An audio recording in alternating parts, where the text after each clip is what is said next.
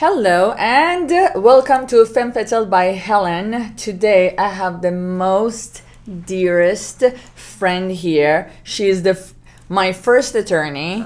She's my best friend. Even if I see her once a year, still not going to change anything. She's my sister from another mother. Oh. Thank you so much. She's also from a Synergy law firm.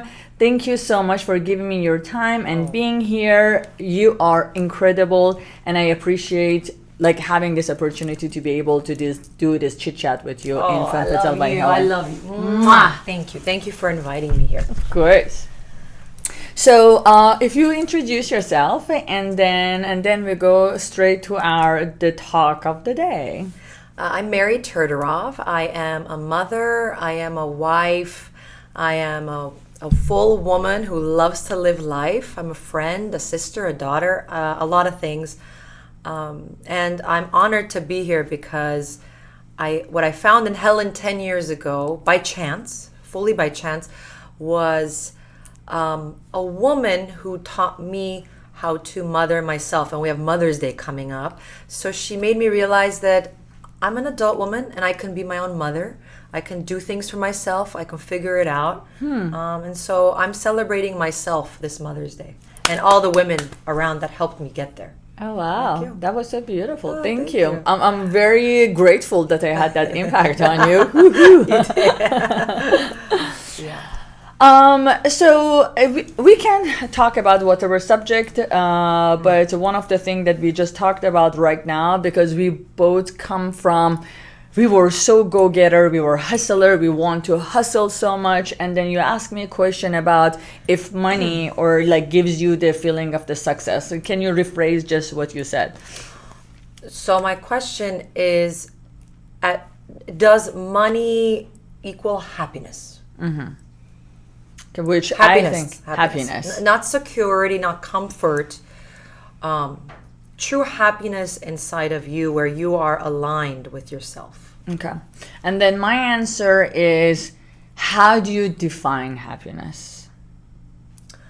For me, happiness is when all parts of yourself, mind, body, and soul, are within integrity, meaning you're doing things that you want to do. So your actions are matching what you feel on the inside. Outside, inside, match in that sense. So if I really don't want to go there, it doesn't align with who I am, this event. Okay. I can honor myself by saying, I'm not going to go. And telling and being honest with the person, not lying to them, not lying to yourself, saying, I actually am not going to come. It doesn't align with my goals, but thank you for inviting me. Okay. And I think we forget, it sounds small, but if that happens a million times a year, where you're doing things you don't want to do, you're going places just because it's obligatory, I think that chips away at who we are, our soul. Okay. So that's how you're defining of happiness, that you are aligned with your mind, body, and your soul. And when you're aligned, you do whatever makes you happy. yes. Then you define that as your happiness. Yes. Okay. So what I want to add, because we go back to the subject of the financial. So I want to say money and financial brings financial freedom, but it's a tool. Just like how our health is a tool that adds to our happiness. I look at money as a tool that can give us a happiness. Yes. Okay, if you use it right. So for example, Yeah. let's say I have a freedom to, if I'm in love with traveling and I have a freedom of travel wherever I want at any time that I want, and that makes me really, really happy. I feel I can see the world, and I'm very aligned. Right. Correct? But that's you. So you're the minority. I think most of the world exists in a place where they got used to living in a concrete jungle, and it's just go, go, go, get it. And you see, so how you see this is people with all this money, and there's no art in living. They have all this money. They don't even know what to do with it. They can't enjoy it. Maybe they go to a vacation, fancy vacation, twice a year, but that doesn't mean you're actually enjoying it. There are no hobbies. You can see that there's no life inside of them, and but you have that. You have that too. Most people do. I don't know if that they do. You just use this frame, and I'm like really blown by it. Art of living. Yeah. You know, like seriously, to live in a style that makes you happy, it is art of living. Yes. Because first you need to understand yourself, get to know yourself, and know what makes you happy, and then define your happiness by your actions and live that art and bring that art to yourself. Like, I love what you just said. That's beautiful. The art of the living, just like how you said, is your hobby. Like, what does even the word vacation mean? Like how we are even vacationing, how we are taking care of ourselves is our day-to-day happiness. Because if we go to vacation, I don't know, 3 weeks in a year, and then we live miserably the rest of the year, what is that vacation anyway? Exactly. You know? Exactly. I think I was exposed to, like, with my life coaches, I remember that I had to have a hobby. I had to know why I'm working, why I love my career, why I want to have this career, why this career is important to me in order to define my happiness. Although for a very long time, my identity was so attached to what I do and how productive I am. Because without it, I felt like I'm not as important enough.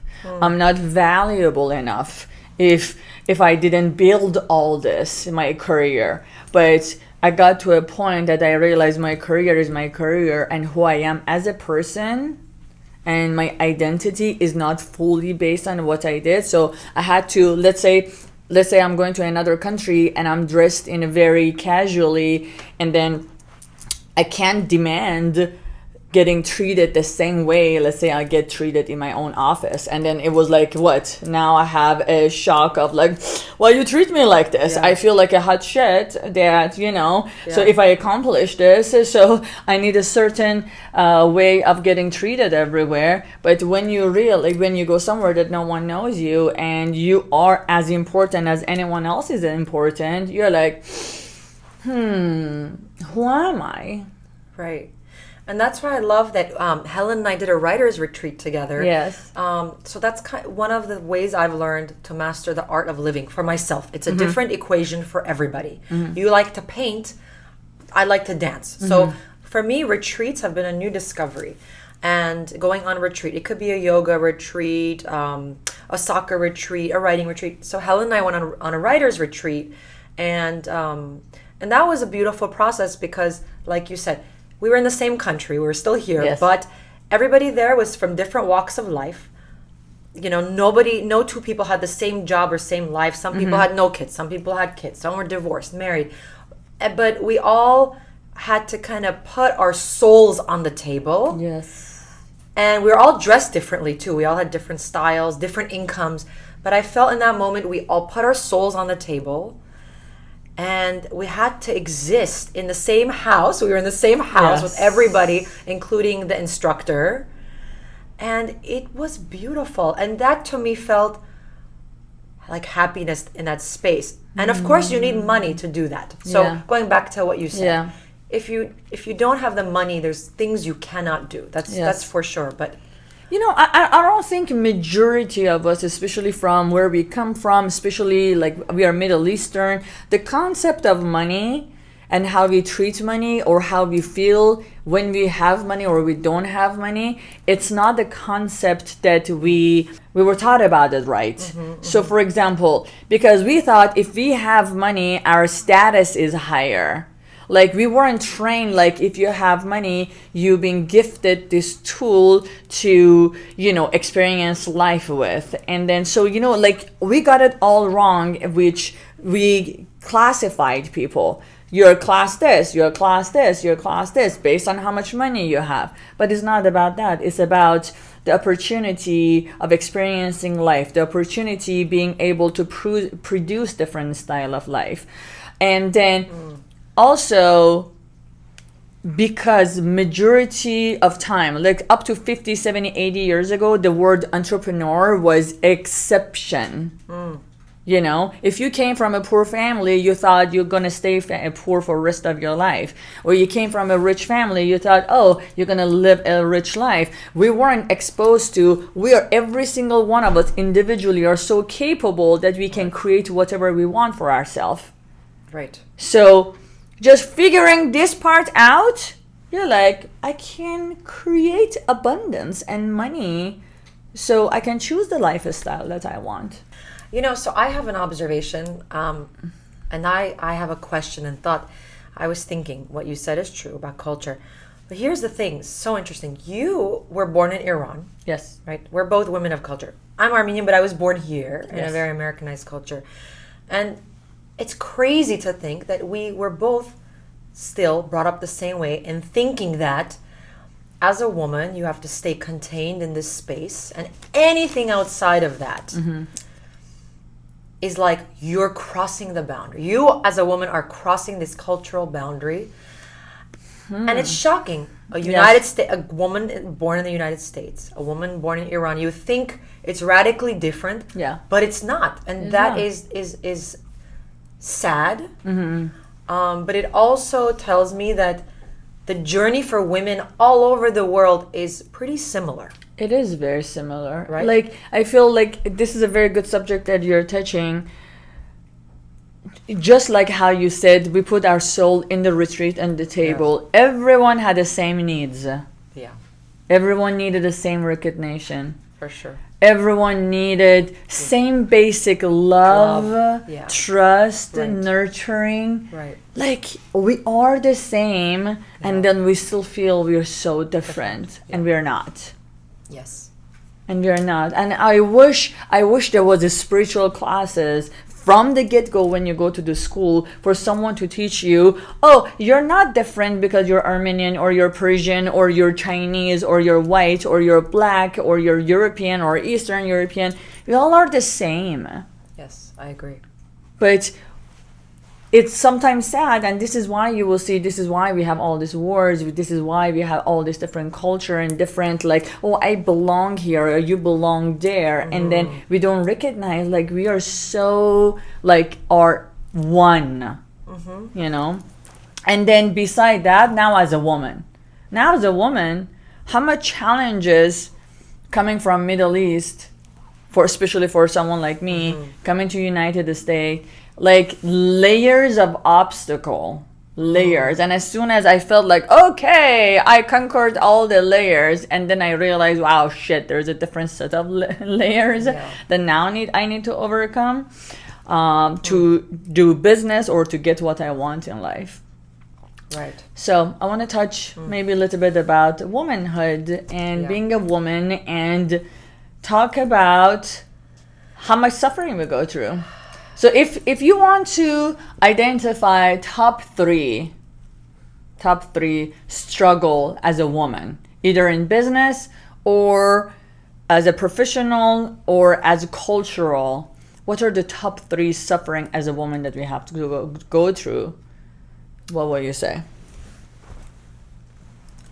I'd start by saying that the biggest challenge is giving yourself permission to say no.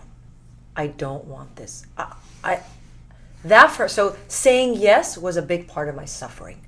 Growing up as a little girl, it does start very young, saying yes to wear this dress, do this, do that.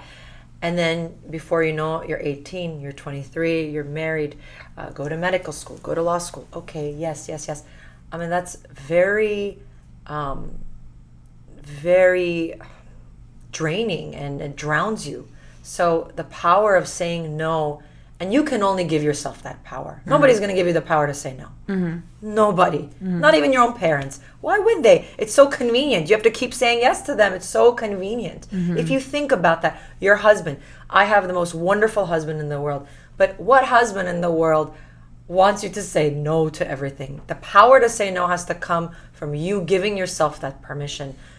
And it took me a really long time to realize that and then to give myself that power. What would you think the root of want to say yes to everybody? What's the reason behind it? The root was because I grew up in a very traditional home, and especially if you were a girl, if someone told you to do something and you said no, that meant you were disobedient, you were bad, and it meant you were non-marriageable. So that means you're a defective product for the family, because they have to marry you. You're a liability if you can't get married. So you're damaged goods. You're a bad apple, and it's a problem. And it's crazy. Nobody ever told me that directly, but I knew you internalize and see as a child even that all of these actions, they have messages, and kids as young as 4 and 5, they channel that. So will you say your top one struggle will be creating your own identity as a woman? Yes, in saying, in communicating what I want and what I don't want. Because that is part of my identity. Yes. Right? If I say yes to things that I don't want, people are going to associate me to all these things that I'm doing, but I don't want to inside. I'm dying inside because it doesn't align with who I am. Like there were so many people in my law school that didn't want to be there. And I was like an immigrant's child. Yeah. And they're like, oh, my dad's, a lot of women say my dad is a judge, so I'm here. Yes. And I kept thinking how difficult to go through 4 years of this much schooling and reading these dense books and hating it. I mean, that's just a small example, but I think that's number one. The second challenge, it was a challenge, is overcoming the stereotype that if you're a beautiful, sexy woman, you're an idiot. Because that's how you get treated. You walk into a restaurant, you look beautiful, you look like this, and nobody will believe that this is happening. But why not? So there's this association that if you're a powerful woman, that you're not physically attractive. Who you blame for this? Because I went through the different processing of like, men did this to us. Okay, I'm not saying men had no part, but there is always victim mentality also. I think I don't think of it, oh, anyone did this to me. At this point I have No. Let me rephrase my question and say, how did we end up here? Okay. How did you end up here? We ended up here because women, little girls were raised by women who never leaned in and told us and whispered, hey, you are more powerful than this. You can do better than me. And again, that's not blaming the past generation of women, because that's all they knew. Yes, and that's we have to all accept they it. knew. But there is something there, right? Correct. So, 100%. I mean, no one ever leaned in and said, "You're 100%. powerful, Mary. You're powerful. You can do anything." Imagine. That is so true. Wow. That is so true. If you're 6 years old and someone says, "Helen, you are so powerful, and you can conquer the world," that would be so powerful. Beautiful. This is so amazing. So as a mom, as a daughter, as a sister, as a friend, when you see a younger version of yourself, when you see a younger version girl, just tell them. Just tell them how strong they can be. Tell them they can do and create whatever they want in life. So this is how we're going to change the next generation. For sure. But just telling our kids, our daughters, our son, you can be whatever you want, and you're the creator. Yeah. That, I have learned, first of all, I learned that lesson from women like you as an adult, and now I'm trying to transfer it to my 3 kids. And how do I do that? I don't know. I'm trying my best, but at night when I put them to sleep, we're cuddling in bed, I'm like whispering in their ear little things like this, like, you are magic. And then they're kind of looking at me like, but it's just you are magic, or you're magical, or you are so brave. And the reaction obviously is like a childish reaction, but I really feel this is gonna do something for them. Yes, 100%. So- 100%. Do you remember anything in your childhood that your parents said that they told you and it just got stuck here? Do you have any good memory Like a that? powerful- Yes, something powerful. You know, I will actually give you one powerful message I got, and I knew that I had to take it from the women around me, including my mom. My mom didn't have an education. Was, at the very least, go get an education so you don't have to exist in this space with the rest of us. Try to get an education so that it can open other doors. And see, it worked because someone gave me that message. Yes. And I ran with it. Yeah. I ran with it. And I wonder, what if there were all these other messages? What could have happened? Yeah. Yeah. So same thing, because I remember when my mom and dad, they had the worst troubles, and I'm like about 8 or 9 or 10 years old. I remember the whisper of my mom saying, when you grow up, you will be an independent woman and you will save yourself. You will never need anyone. So when time came that I had to save myself, I knew like this option is available. I can be an independent woman. So like this is why it's so important to brainwash. Like I'm gonna call even it is brainwash. Right. Like say the right words to your kids, and then it has so much magical power in their head, because they're gonna remember when they were 15, 16, 17 years old.